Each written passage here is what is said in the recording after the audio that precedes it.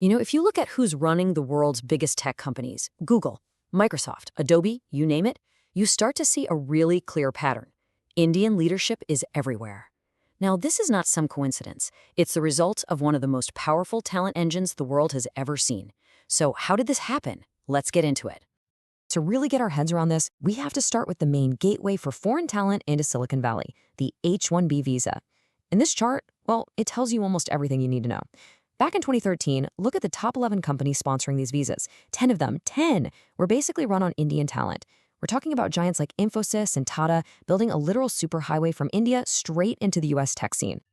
And just in case you thought that was a small thing, by 2014, it got even crazier.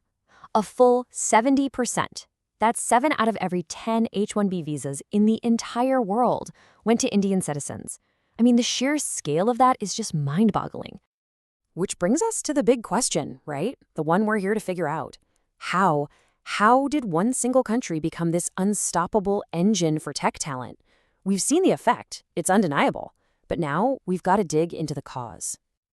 So the first place your mind probably goes is education, right? The common wisdom is that India just has these incredible, super elite schools that are basically genius factories. But is it really that simple? And the first name that always comes up is the IITs, the Indian Institutes of Technology. They're legendary for a reason. They're incredibly tough to get into, and their grads are rock stars in the tech world. It's a nice, simple answer. But the real world is rarely that simple. See, here's the thing. While the IITs are amazing, they're just the tip of the iceberg. The real story is this right here. Look at this graph. It's an absolute explosion of engineering colleges all across the country. We're going from under 500 in the early 90s to more than 3,500 just 20 years later. This wasn't just about a few elite schools. It was a nationwide shift. And the numbers that came from this are just staggering. In the year 2000 alone, India graduated almost 500,000 students with science and engineering degrees. The IITs, they graduate maybe 10,000 a year. So right away, you know the math doesn't add up. The elite schools alone can't possibly explain a movement this massive. Something else has to be going on. Okay, so if the sheer number of graduates in India isn't the whole answer, we need to look at the other side of the equation, the demand, and specifically the huge magnetic pull of the opportunities popping up thousands of miles away in America. Now, this is where it gets really interesting because you have this perfect convergence of events. First, in 1990, the US creates the H-1B visa, which basically opens the door. Then, boom, the internet goes mainstream, creating this insane, unprecedented demand for tech workers. And as if that wasn't enough, the whole Y2K scare created a massive, urgent problem that Indian IT firms were perfectly set up to solve. It was just a perfect storm of opportunity. But here's a critical clue. India wasn't starting from scratch.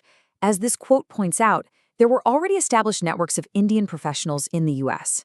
They had built up a great reputation for quality work in the early 90s. So when that massive window of opportunity flew open, they had friends on the inside ready to say, hey, I know some people who can help. So we've got this huge supply of talent from India on one side, and this huge demand for talent from the US on the other. But neither one of them on its own is the real answer. The secret, the real magic, is how they smashed into each other and created this perfect storm. So the way to think about it isn't one single thing. It's not one secret ingredient. It's the entire stack. It's a series of layers, each one building on the last, creating this incredibly powerful system that just keeps going. It's a flywheel. All right, so let's break this flywheel down. We're going to look at the 3 specific layers that came together to get this engine spinning so fast that it literally changed the face of global technology. So here are the 3 layers. First, the foundational networks that were already there. Second, the catalyst event that lit the fuse. And third, the feedback loop that just made the whole thing accelerate on its own. Let's take them one by one.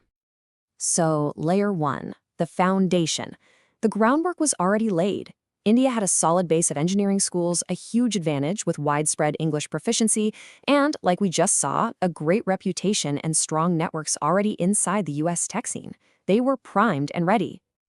Then comes layer 2. The catalyst. This is the collision. The US had the dot-com boom and the Y2K panic. They needed engineers, like yesterday. At the exact same moment, the new H-1B visa policy opened the floodgates. It was a massive problem meeting a massive ready-made solution. It was a perfect match. And this This is the final layer that makes the flywheel spin faster and faster, all by itself. The feedback loop. People call it a brain gain. The dream of a great job in the US incentivized millions of students in India to get into computer science. That created an even bigger talent pool, which didn't just help the US. It also jump-started India's own domestic tech industry. So more opportunity created more talent, which created even more opportunity. It's a virtuous cycle. And you can literally see the result on this chart. For the longest time, the US was the undisputed king of IT exports. But watch that red line, India's share. As the flywheel gets going in the late 90s, it just shoots up, crossing the US around 2005 and never looking back. This is what that feedback loop looks like in the real world. So what's the big takeaway here? It really comes down to this incredible idea. A single decision about immigration policy in one country, when it hit the right market forces, didn't just change that country's economy. It sparked a chain reaction that completely reshaped the education, careers, and industries of another nation on the other side of the planet. It just shows you how connected everything is. And it makes you wonder, what's the next policy that's going to accidentally build an engine like this somewhere else?